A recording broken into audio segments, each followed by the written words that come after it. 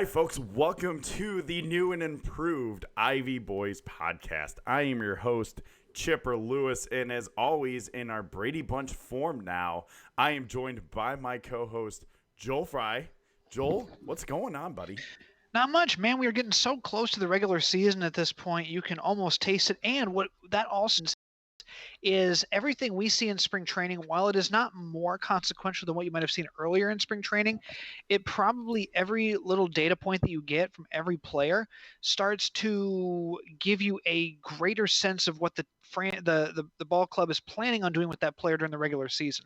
And I know we're going to talk a lot about a couple of guys who we anticipate having larger roles or different roles for the Chicago Cubs in 2020. And much of that is due to what we've seen so far in spring training. Yeah, and you know what? Let's go ahead and jump on in because that's exactly what we're going to talk about. Something that we have seen here in spring training. This is the Ivy Boys podcast presented by Rebecca Lewis of Coldwell Banker Gundecker, 314-369-9680 or RebeccaSellsDreams.com. Something that really has stood out this spring training is the competition for the fifth starter. Going in, we all knew that it was kind of felt like it was Tyler Chatwood's to lose. And it now Alec Mills is having a say about this. Like he's not going to go quietly. He's just not going to hand it over to Chatwood, the fifth spot. Right. So his numbers right now going into spring training so far is, and I have the wrong page pulled up, of course, a .93 ERA in 3 games started, and he's just everything about him is coming together. It looks like with Alec Mills, he would be a very strong fifth starter for this rotation. Is it possible, Joel? Is it possible that he's going to take the spot away from Chatwood? It's possible. I don't know if that's necessarily the way they're going to break camp. If you look at Alec Mills' numbers, look at him last season really quick. When you get an opportunity, he was Mr. 4 2/3 with 2 earned runs. That was kind of what he seemed to do over and over again when he got spot starts. You know he's capable as a major league pitcher, and in those spot starts, he showed that he can be effective for multiple innings. Do I think he's done enough to usurp Tyler Chatwood? He's looked impressive. And that fifth starting spot in the rotation has been up in the air since the end of 2019, in all honesty, because we knew that Cole Hamels wasn't going to be back, and you knew that there was going to have to be somebody to take that position. I still think it's Chatwood. Now, he hasn't looked as impressive as Alec Mills here in spring training, but I think there's – and again, we don't know how David Ross handles these situations when it actually comes to it. He almost certainly is going to try and win as many ball games as possible. Does he think that Mills is the guy to do that over Chatwood? It's iffy, and some of that might come down to how many innings he thinks Mills is going to be able to eat for that bullpen, and if it's going to be greater than Chatwood, or if the innings that Mills gives you are going to be more effective, and that's what you want to go with. Do you go with 4 great innings from Mills, or 4 above average innings, or do you go for 6 erratic or frightening innings from Chatwood? So what do you want out of that fifth? What do you want out of that fifth starter? Is the answer that they're going to have to come up with, and I think that answer is going to help you see whether it is Alec Mills or Tyler Chatwood. I go with Chatwood personally, but I understand this Mills momentum is going into March 26th pretty quickly.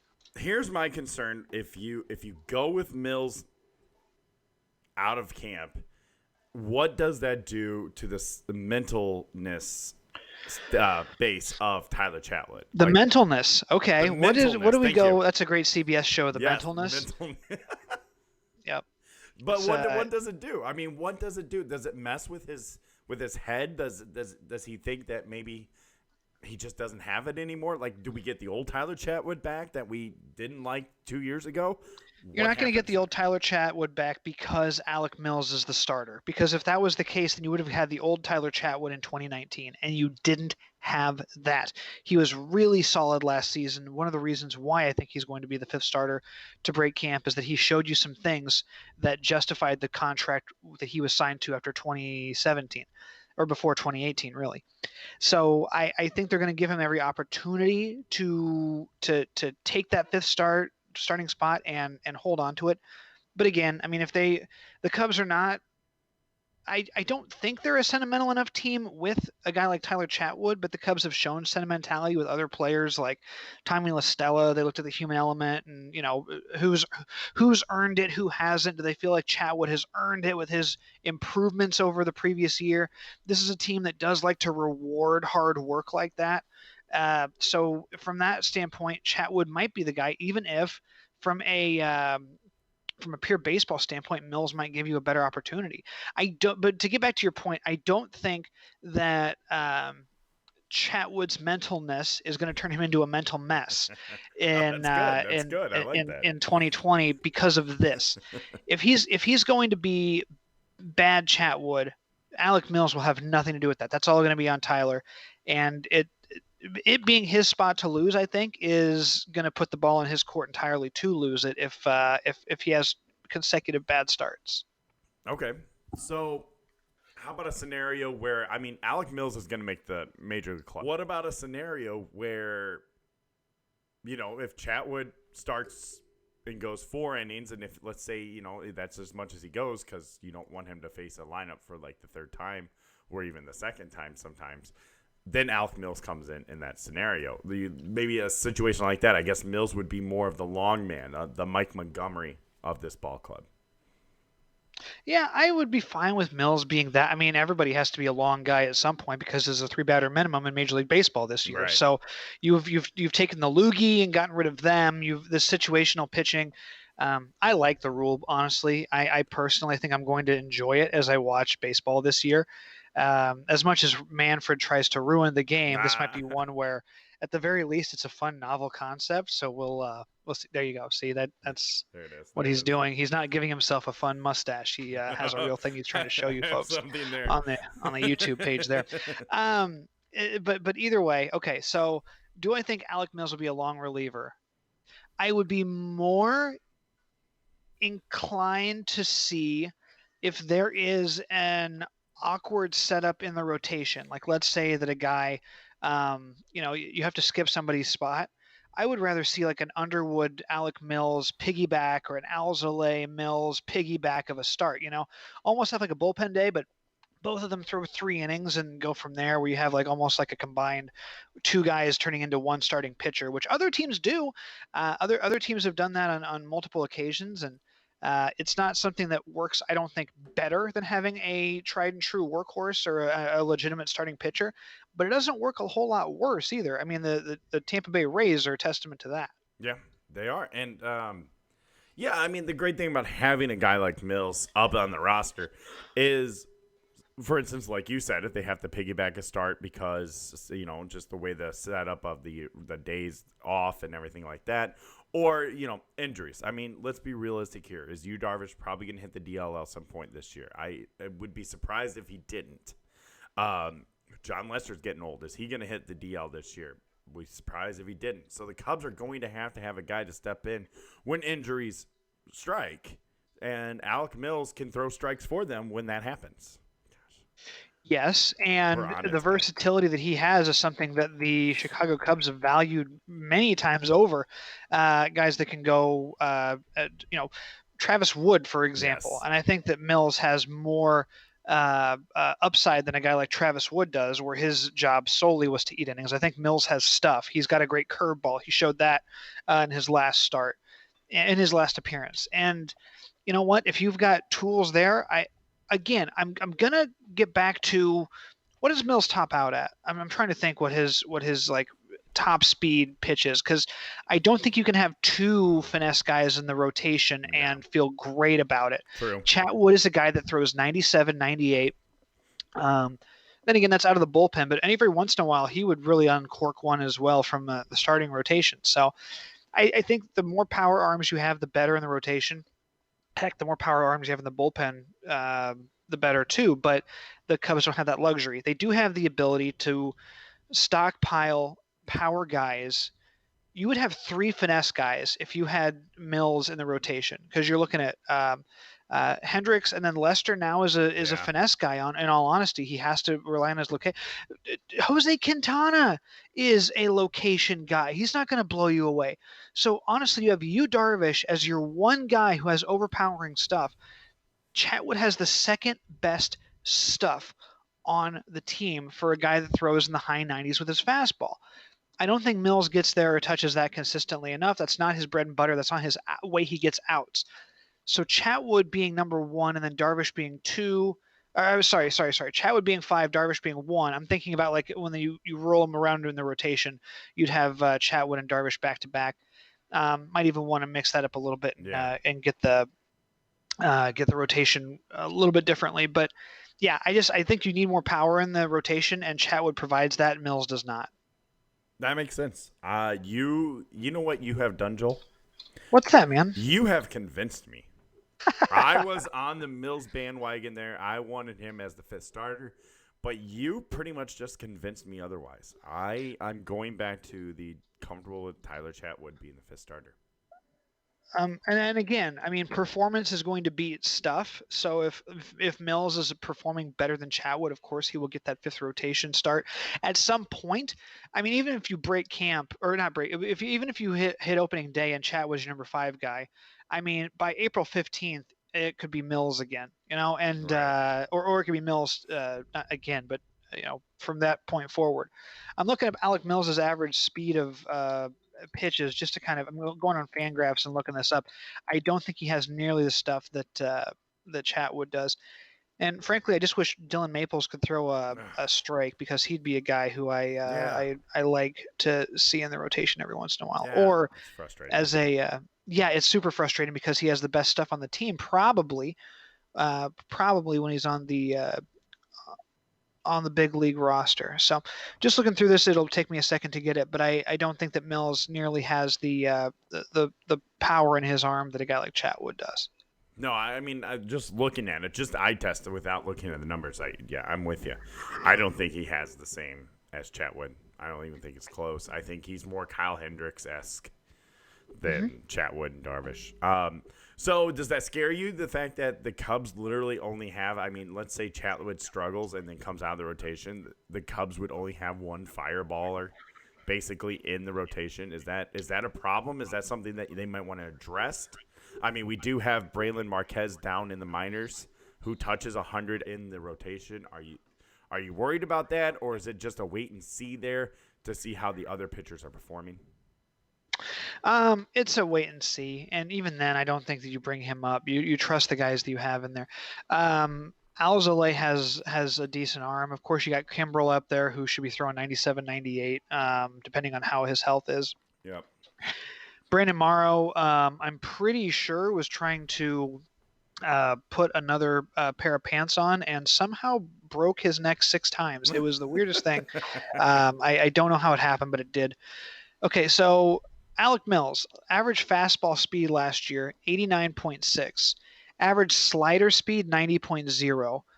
It's not power that is his game. So I don't trust him as the another finesse guy. It doesn't feel like the way the game is going right now. No, that's not true. It's not the way the game is going right now. You need power arms, power, velocity to velocity to get guys out, because if they make contact with the baseball, it's going 425 feet with the way the baseball is played right now. So it's or the way the baseball is playing right now.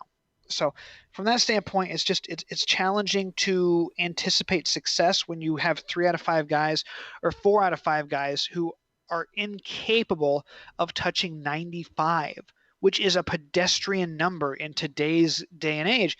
You should have 3 or 4 guys in your bullpen and at least 2 guys, if not 3, in your rotation who can hit 97, 98 with moderate regularity.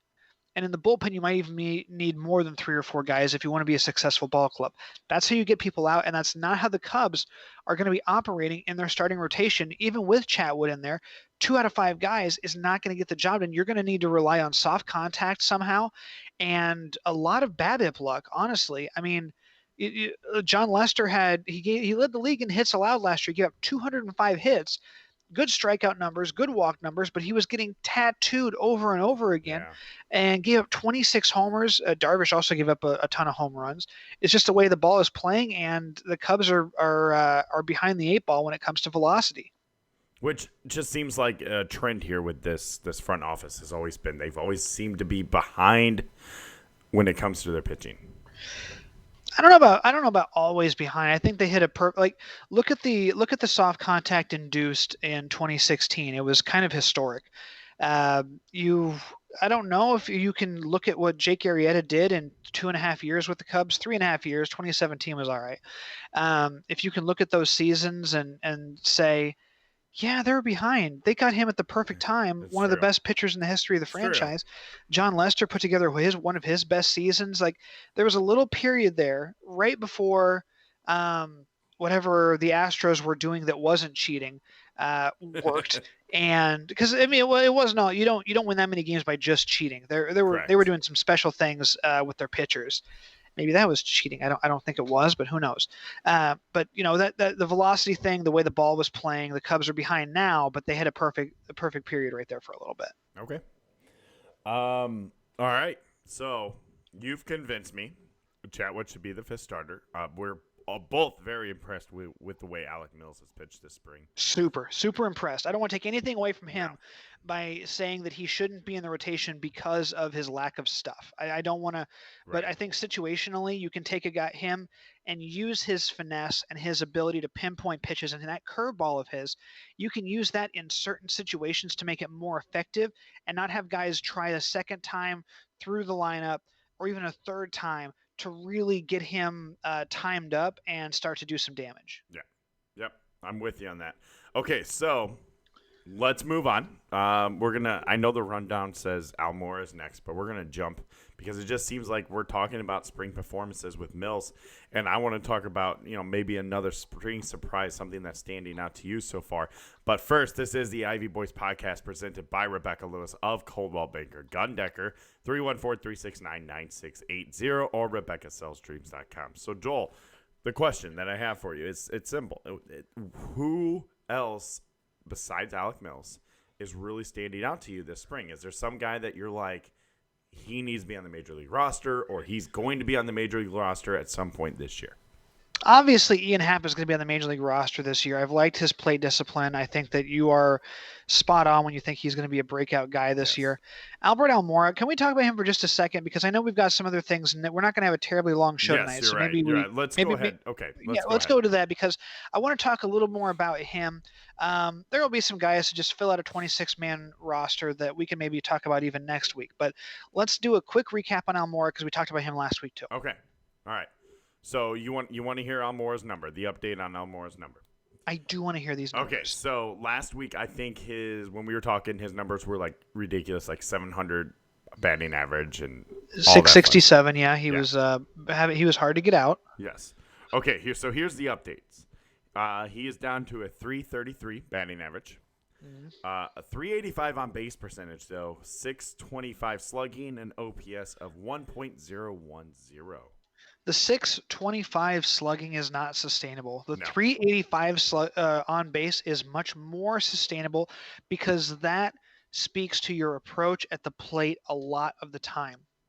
Yeah, I mean, okay, so his difference, the delta between his batting average and on base is about 52 points. That's probably pretty average. How down on himself he gets. That he was really underwhelming last year, had a hard time hitting the ball hard unless he hit the ball out, which he had a career high in home runs and nothing else. 2 years ago, he was the batting average leader at the All-Star break and then fell off. So he's really had about a year and a half of underwhelming performance at the plate. He is a year older now. I think there's something to be said about a guy because sometimes you think a year older and it's a bad thing. Like Anthony Rizzo's a year older this year. That could be a problem for him. Albert Almora has one more year of Major League Baseball seasoning, an opportunity to see a year's worth of himself on video and see, okay, here's what I was doing wrong. Maybe this is the approach I need to have in this situation. My plate discipline in this count was wrong. I was not looking for the right thing. Here's how guys were getting me out here. Let's try and fix that. And then let's see what their adjustment is and adjust to that adjustment. another year of seasoning for Almora, a guy like him, I think is really a beneficial thing. He's not like his physical skills are not diminished this year to last. The only thing that's different is his mental acuity, I think, should be better. Will it be? I don't know. But are we seeing, because of that on base percentage, are we seeing the result of off season work in your approach at the plate and going up there with a plan? I remember Joe Madden, may his soul rest in peace. I remember Joe Madden talking about having a plan when you get up to the plate. And Almora may very well not have had a plan at the plate. He might have been looking for a pitch, but looking for a pitch is not a plan. Right. If he is learning from guys like Rizzo. Rizzo is the quintessential have a plan guy. And his plan, once he gets to 2 strikes, he has that B hack, which is really special. He's so impressive from first pitch to last pitch, even in his strikeouts. You go up there and you know that he is prepared for anything. Whether or not he capitalizes on it is a different thing because it's baseball. But I'm hoping Almora does more of that and less of whatever it was he's been doing for the last 195 games. The thing that bothers me with this whole Almora thing is that he has 7 strikeouts and only 2 walks, which means he's still not getting on base the way you would like a potential leadoff hitter to get on. So where in the, even if he starts, where do you put him in the lineup then? Because if he's not 8th. I guess, 8th would be the best spot because you can't rely on him to get on base ahead of the guys in the leadoff spot. And it's also going to depend on what the matchup is. I mean, if Almora is in, he might be in against lefties, and then you put Hayward 8th, Almora 7th, because that just makes more sense. Almora is going to play center field, and that's it. It's not like he's going to move over to right to take Jason Hayward, at bats or something. But, does Daniel Descalso get some play in right or left field or something? Then you move him down to the 8th spot, and Almora up to 7. It's going to depend a lot on who else is in that lineup, obviously. But you put Almora 7th or 8th situationally until he proves himself. Okay. All right. So there you go. There's your Almora update. Really Chris Bryant's going to be the leadoff man. I mean, I'm not worried about that one bit. By the way, I was speaking of guys having a plan at the plate. Did you see or hear the audio, the ESPN audio that they had with Chris and Anthony mic'd up? Because that plays right into as we're kind of talking through this. I remember that. I'm reminded of that. Playing right into him having a plan at the plate where he's like, all right, this guy, I'm doing quick math in my head. He's throwing me 1 fastball. It's a second at bat. I'm expecting fastball here. He sat fastball and went for it. That is a plan, man. That's something that Almora didn't have. And the only guy I've seen with a worse plan at the plate was Addison Russell, who was barely aware that he had a bat in his hand, it seemed. Yes, and by the way, they need to have him mic'd up all spring training. All spring training. I'm with you. It's amazing. Marquee Network, get on it. I get it 100% once the season starts. You don't do that, but all season and all-star game, everybody needs to be mic'd up. So really quick, my spring surprise is still actually not a surprise. It's Ian Happ. Are you ready for his numbers, Joel? In 20 at-bats, 23 plate appearances. He has a 500 batting average, on-base percentage of 522, slugging of 900, OPS of 1.422. I will buy you a Mercedes-Benz if he is at any of those numbers on June 1st. Deal. We're live. Okay. We're live. I know there's people watching. You all heard it. Yep. He's getting a Benz if Ian Happ is hitting 500 with a 522 on base on June 1st. I know he's not going to, but something else that really stands out is in those 23 plate appearances, he only has 2 strikeouts. That's okay. I won't buy you a Benz if he has that strikeout rate, but that is so indicative of what success he's having this year because he went down in strikeout percentage like 5% last year. You saw a big jump in his production.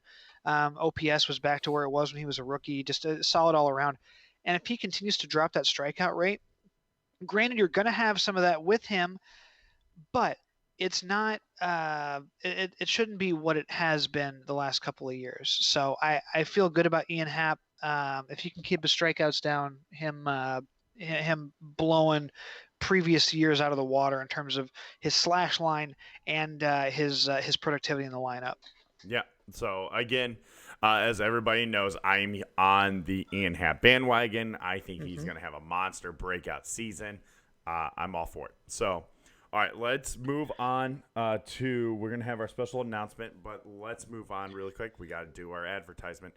This is the Ivy Boys podcast presented by Rebecca Lewis, the MVP realtor of the St. Louis area, and she is a no nonsense realtor. Joel, no nonsense. You know what that means? That means that she does not try and sell you a house full of beds with thumbtacks in them. That would just be nonsensical. Why would we even do that? She makes sure that she has good food at open houses. She does not give you a bunch of Toblerones that she melted down in a fondue pot and tries to make that look like something that's premium. That would be nonsense. And she does not have any sort of patience for that. That is right. No nonsense realtor in that sense right there. But Rebecca Lewis with Coldwell Banker Gundecker can answer all your questions related to selling your home fast. Did you know that the feds dropped the rates again? I think it's down to 3.1%. So make sure you're contacting Rebecca Lewis to lock yourself in on that amazing rate. Because it's just, there's no way it's going to go any further down. It's just going to go back up at some point. So Rebecca Lewis can buy and sell you your dream house or put you wherever you need to be, where you and your family needs to be. If you are looking to move from the St. Louis area, or you're looking for a referral of a real estate agent somewhere else besides St. Louis, still contact Rebecca Lewis with Coldwell Banker Gundecker, because she can refer you to the best agent in that area. Because Rebecca cares about her customers. It's simple as that. Her clients are her number one. She could have 100 clients or one. No matter what, everybody will feel like they are getting 100% from Rebecca Lewis of Coldwell Banker Gundecker. So contact her if you want to get your home sold fast, or if you're looking for your next house. 314-369-9680 or RebeccaSellsDreams.com. All right. By the way, Bob says we should say presented by Mercedes-Benz. I just want to point that out. There we go. Only if Mercedes is going to pay us, so we will continue talking about them. Anyways, Joel, we have a special announcement tonight. What is it? This is something that I have been very, very excited about since the idea has come to me. I have been working with Bob Marufo of BobDoesWork.com. And, of course, his partner, Vincent Hennings of VincentHennings.com, to get this idea in motion. It is going to be available. The idea here is that this link for this special announcement is going to be available hopefully in 2 weeks is the plan, definitely by opening day. Okay, you ready? So if Yes. you look at the screen and you see the rundown and you see the thing Yes. that I have pointed to, over this way now. It says Manfred hates baseball. There's a reason it says Manfred hates baseball, because we believe Manfred hates baseball. We are putting that on a t-shirt. We are making a Manfred hates baseball t-shirt.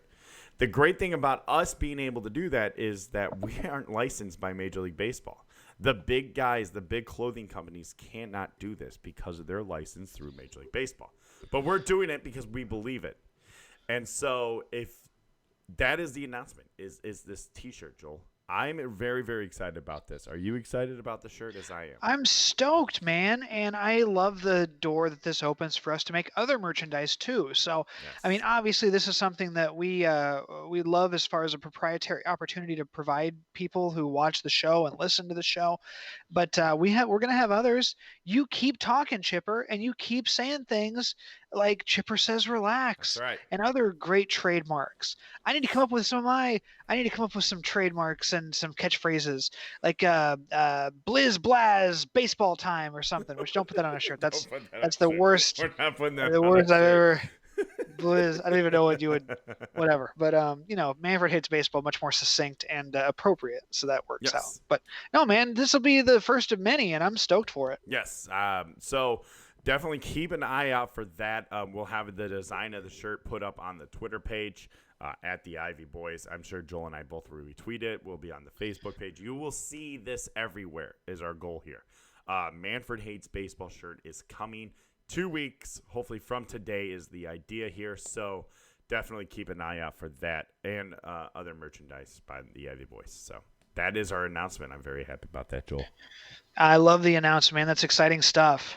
Um, Bob is loving this Blizz Blaz baseball time. Ooh, boy. You know what? I think Bob should forget that as soon as he heard it, man. Let it in one ear and out the other, because those were the first four words that came to mind, and two of them weren't words. Yes. That's not a great catchphrase. I'm totally putting this next time on the podcast. It's going to say Blizz Blast baseball time somewhere on this page, maybe underneath Manfred Hates Baseball. So, Joel, let's go ahead and wrap this up. What's your final thought here? My final thought is that things are starting to crystallize, Chipper. Things are really coming into effect now that we are only a couple of weeks. Well, okay, so we're 2.5 weeks from opening day. Yes. It is fast approaching, and pay close attention to who is playing what, who's doing what approaches people are having. More so for hitters, pitchers, guys who are established on the road on the big league roster. Don't worry too much about their numbers. Do not focus on that, because they are focusing and working on things that you don't know about. Hitters, though, maybe like Almora, one of the things he's been working on is hitting to right center, up the middle, not pulling the ball, trying not to be pull conscious. That's been a big important focus of his during the spring training. You see that. Kyle Schwarber, RBI single today. All these things. One thing that was not paid as much attention to by Schwarber in the second half of last year, he hit a ton of home runs. He was also more effective to the opposite field. He had more opposite field hits in the second half of the season. He was more effective against lefty pitchers because he had earned the right to get more opportunities. So, you see guys working to the opposite field and doing those things, those little things. It is going to pay dividends during the regular season. So don't pay too much attention to them, but know that those guys are working on things that you are not privy to. Yep, that's good. That's good. It's very easy to forget that as a fan that, spring training is to work on stuff, not to perform. That's right. You're working yourself into shape in ways that you wouldn't, like, training camp for football. You work yourself into shape in a very different way than baseball players do. Yeah. And a lot of it, because so much of baseball it's certainly a sport. Obviously, we love the sport aspect, but there are a lot of skill elements in it that you can work on and craft into a more potent part of your game. And that is what a lot of players do during spring training. Yep. Okay.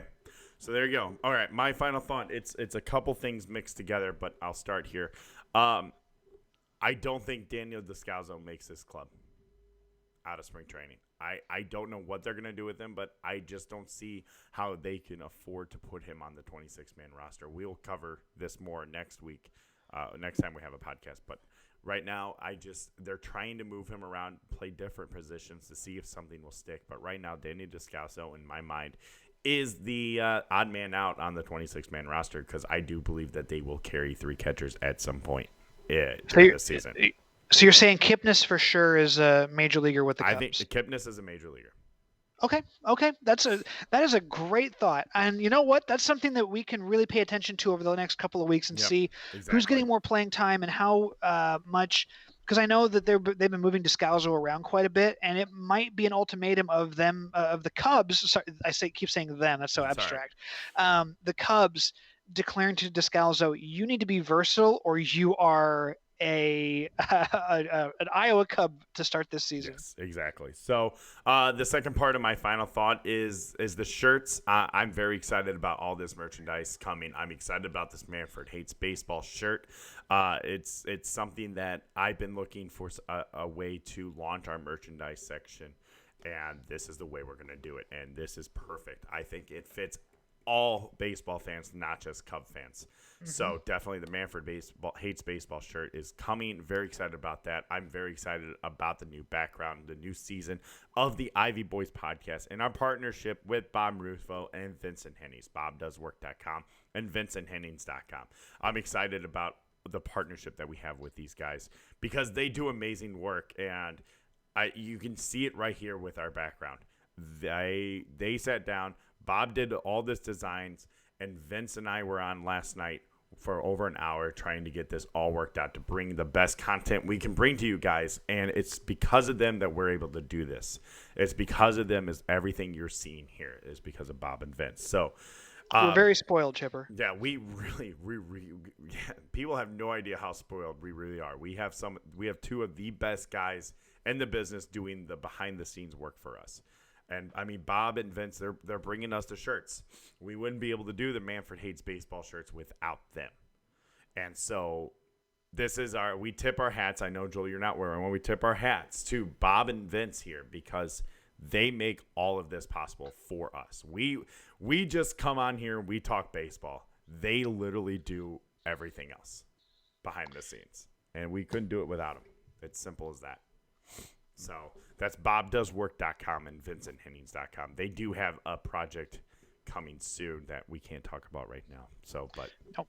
It's coming soon, we promise, and you'll know it too. So look for that announcement from them. So, anyways, what, you have one more thing to say, don't you? Not really. Just I was wanted to say one more thing. Bob, those guys, like, just the thankless work that they do, because we're out here. We do the show. We're the forward-facing people, and Right. we come up with awesome things like you with your catchphrases of Manfred Hits Baseball and Chipper Says Relax, and then I throw a catchphrase out there like Hot Town Baseball in the City, Wrigley Field Ivy always looks so pretty, and that's hard to put on a shirt. That's awesome. So we'll whatever.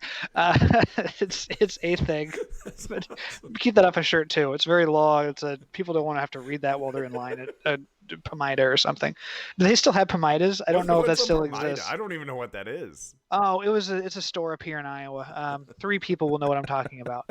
I think they were all bought out by Baumgars or something. All right. Well, that's all I had.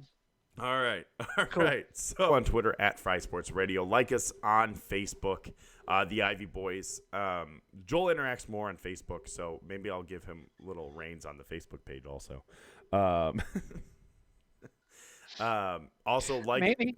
Maybe. Why not? Right? We'll see. Yeah, I don't see anything wrong with that. There you go, Joel. I just gave you a free range on the Ivy Boys Facebook page. How lucky am I? Hey, this won't be out tonight, but I'm working on just kind of compiling career milestones that certain Cubs players are in line to hit in 2020, so that you can follow along at home and see, oh my gosh, Kyle Schwarber might be, a top 15 home run hitter by the end of the season, or where is Anthony Rizzo in terms of all-time Cubs first baseman hits, or things like that. Just not necessarily like immediately noticeable or like 2,000 career hits, but like where do these guys rank in the history of the Cubs, and how historically significant is Javi Baez's performance for Cubs shortstops, or awesome. Kyle Schwarber lefties, things like that. That's what I'm working on.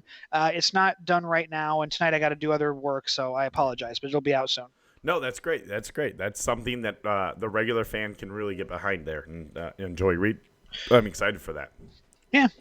But like and subscribe to the YouTube page. Also, go to the website. That's where you're going to find Joel's blog when that comes out, is the website. I've been putting blogs out about once a week, it seems like right now. Joel's starting to pick it up as baseball really is getting going. We're going to have a lot more things to write about, which will be great. I'm very excited about that. So definitely head over to the website. Again, if you guys want your stuff looking like ours, our logos, this page, our website, it's bobdoeswork.com. Bobdoeswork.com. Bobdoeswork.com. That is Bob Marufo. And then, of course, Vincent Hennings, vincenthenings.com. They do, like I don't need to preach it again because I just did, but it's true. They do everything. So if you need something like this done for you, a logo for your rec volleyball, rec softball, it's those guys. bobdoeswork.com and vincenthenings.com.